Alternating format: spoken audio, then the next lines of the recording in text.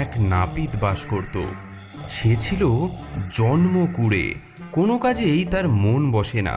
একটা পুরনো আয়না আর ভাঙা চিরুনি নিয়ে সারাদিন নিজের মুখ দেখে আর চুল আঁচড়ায় সে।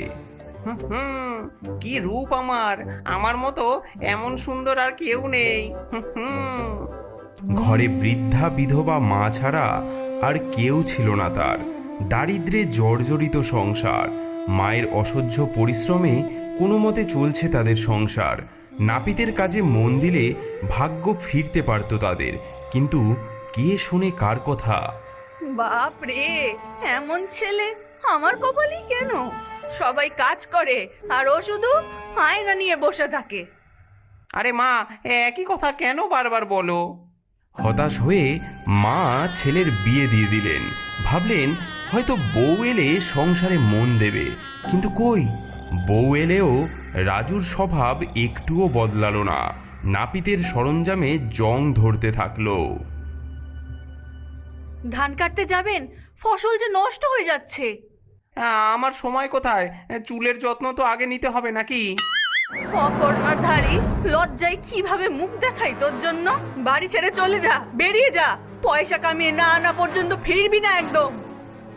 মায়ের কথায় রাজুর মনে দাগ কাটে। সে ঘর ছেড়ে বেরিয়ে পড়ল এবং প্রতিজ্ঞা করল ধনসম্পদ না পেলে সে আর ফিরবে না। দীর্ঘ পথ পাড়ি দিয়ে শেষে এক গভীর জঙ্গলের ধারে সে এসে পৌঁছালো। বাবা রে, এত দূর এসে পৌঁছালাম, এখন কোথায় যাই, কি করি? কিছুই তো শিখিনি আমি। হ্যাঁ, এই শব্দটা কিসের? দূর থেকে ভেসে আসছে দুম দুম শব্দ। কি যেন নাচছে। ভয় পেলেও কৌতূহল সামলাতে পারে না রাজু। ঢুকে পড়ে বনের ভেতরে আর দেখে এক বিশাল আকার ভূত উন্মাদের মতো নাচছে। হ্যাঁ, ওরে বাবা রে, এ কি দেখছি আমি? এ যে ভূত, এক্ষুনি আমাকে খেয়ে ফেলবে যে। কিন্তু রাজু ভাবে এমনিতেও তো সে না খেয়ে মরছে, আর এখানে ভূতের হাতে তাকে মরতে হবে। পার্থক্য কি? বরং পরেরটাতে কষ্টের পরিমাণ কম। তাই সে ভেবে নেয় একটু খেলিয়ে দেখা যাক।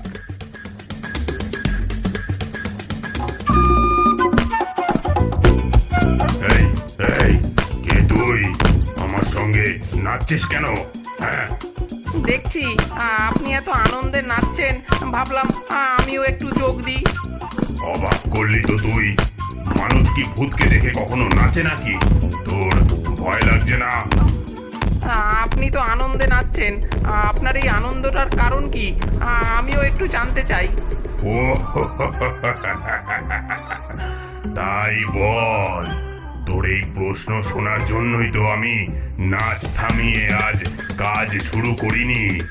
তুই জঙ্গলে আসছিস দেখে আমি আনন্দে নাচ করছি। তোকে আজ খাবো আমি, সেই আনন্দেই নাচ করছি। তুই বল এবার, তুই কেন নাচছিস, ছোট্ট মানুষ?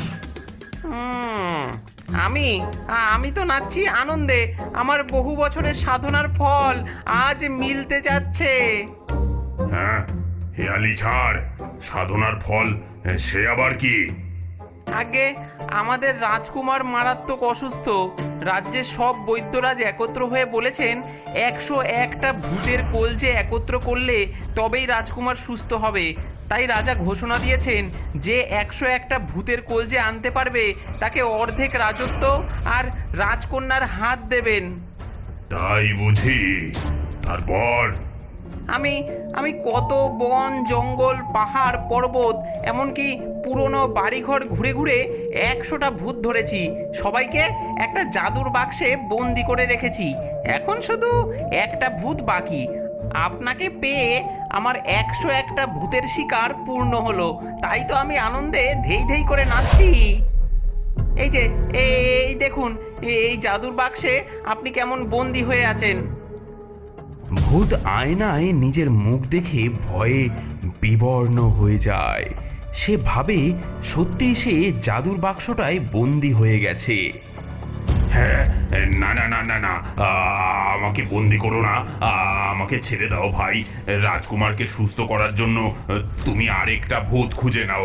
তোমাকে তোমাকে রাজা দেবেন অর্ধেক রাজত্ব আর রাজকন্যা, কিন্তু আমি তোমাকে দেব 7 রাজার ধন, যা দিয়ে তুমি 7 রাজকন্যে পেতে পারবে। 7 রাজার ধন? কিন্তু তুমি এত ধন পাবে কোথায়? আর আমি তা বাড়ি নিয়ে যাব কিভাবে? ও সব চিন্তা তোমার করতে হবে না, আমাদের অনেক শক্তি।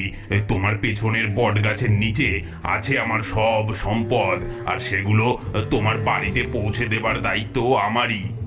ভূত হাত উঁচু করে মন্ত্র উচ্চারণ করে আর সঙ্গে সঙ্গে মাটি দুভাগ হয়ে যায়।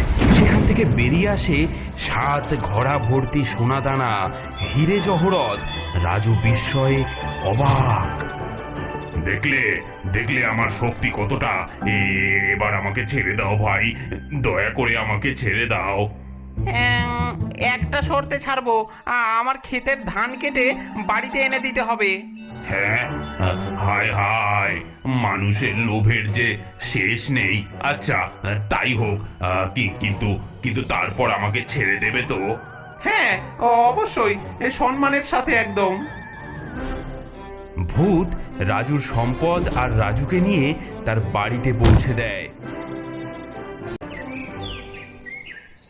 তারপর ধান কাটতে যায় রাজুর ক্ষেতে। ভূতের অলৌকিক শক্তিতে মুহূর্তের মধ্যেই সব ধান কাটা হয়ে যায়। এই যে এই যে এই এই এই তুমি এ কি করছো? তুমি যে ভূত কুলের কলঙ্ক, একজন মানুষের জন্য এভাবে কাজ করছো? ভাইরে, আমি এক মহা বিপদে পড়েছি। ওই মানুষটা আমাকে জাদুর বাক্সে বন্দি করেছে। বিষয়টা বাইরে প্রকাশ পেলে ভূতেদের মধ্যে আমার যে আর সম্মান থাকবে না রে ভাই। কি সব বাজে বকছো? মানুষ আর ভূত কখনো এক হয় নাকি? মানুষ ভূতকে কাজে লাগাচ্ছে, এ কথা কি কেউ কখনো শুনেছে? তাও আবার লোকটা এক সামান্য নাপিত। আমাকে ওর বাড়ি দেখিয়ে দাও, আমি ওকে সাহেস্তা করে দেখাচ্ছি। হ্যাঁ। প্রথম ভূত সে দূর থেকে রাজুর বাড়ি দেখিয়ে দেয়। রাজুর বাড়িতে ততক্ষণে বিরাট ভোজের আয়োজন হয়েছে। ধনসম্পত্তি পেয়ে রাজু রাজার মতো ঘর সাজিয়েছে। ভোজের জন্য মাছ রান্না করে থরে থরে সাজিয়ে রাখা হয়েছে। হঠাৎ এক বিড়াল এসে মাছ নিয়ে দৌড়ে পালায়। দাঁড়াও দাঁড়াও বাজি বিড়াল, আবার যদি আসো তোমার খবর আছে আমার কাছে। হ্যাঁ। সেই সময় দ্বিতীয় ভূত আসে রাজুর বাড়ি। সে জানালা দিয়ে ভেতরে উকি মারে। তবে রে হতচ্ছাড়া বিড়াল, আবার এসেছিস? তাহলে এনে। ওরে ওরে বাবারে, ওরে বাবারে, নাক, আমার নাক যে কেটে গেল গো। ওরে বাবারে। আর্ত চিৎকার করে যন্ত্রণায় কোকাতে কোকাতে দ্বিতীয় ভূত পালিয়ে যায়। তার নাক রাজুর ঘরে পড়ে থাকে। প্রথম ভূত এইসব দেখে আরো ভয় পায়। এমন ভয়ঙ্কর নাপিত যে ভূতেরও নাক কেটে ফেলে। ওরে বাবা রে, ওহে নাপিত, ওহে নাপিত, আমি তোমার সব কাজ করে দিচ্ছি, এবার আমাকে মুক্তি দাও। আর কখনো তোমার সামনে আসবো না, দয়া করে আমাকে মুক্তি দাও ভাই। রাজু তার ঝোলা থেকে আয়নাটি বার করে তার উল্টো পিঠ দেখায়। এই যে দেখো, তোমার ছবি এখানে আর আটকে নেই, কিছুই দেখা যাচ্ছে না এখানে। তুমি আজকের থেকে মুক্তি পেলে। এবার যাও, আর কখনো আমার সামনে এসো না। ভূত রাজুকে কুর্নিশ করে চম্পট দিল। রাজু তার সম্পদ নিয়ে সুখে বসবাস করতে থাকলো।